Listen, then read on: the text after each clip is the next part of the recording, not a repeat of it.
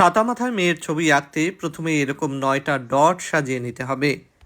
এরপর সেন্টার ডটের সঙ্গে সবগুলো ডট এইভাবে জুড়ে দিতে হবে লাইনের মাধ্যমে। প্রত্যেকটা ডট সংযুক্ত হলে একটা স্টারের মতো শেপ তৈরি হবে।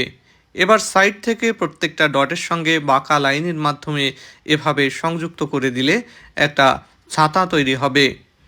এই ছাতাটি একটা মেয়ের পেছনে থাকবে। প্রত্যেকটা ডটের মাথায় আমি একটু গোল করে বড় করে দিলাম সুন্দর দেখানোর জন্য। এবার একটা মেয়ের পিঠের অংশ এভাবে কোমর পর্যন্ত দিয়ে দিতে হবে। তার এখানে জামার একটা নিচের ফিতার অংশ, এরপরে জামাটাকে ঝুলিয়ে দিতে হবে নিচ পর্যন্ত সুন্দর করে। এভাবে জামাটাকে একটু ভাঁজ দিয়ে আঁকতে হবে যাতে মনে হয় সে হেঁটে যাচ্ছে।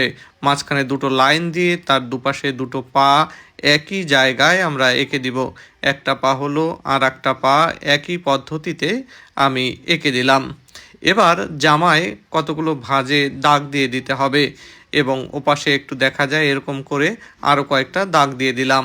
এবার তার হাতে লাইন দিয়ে দিতে হবে এভাবে বাঁকা লাইনের মাধ্যমে দুই পাশে, ঘাড়ের দুই পাশে এই লাইন দুটো দিয়ে হাতা দিয়ে সুন্দর করে রং করে দিতে হবে।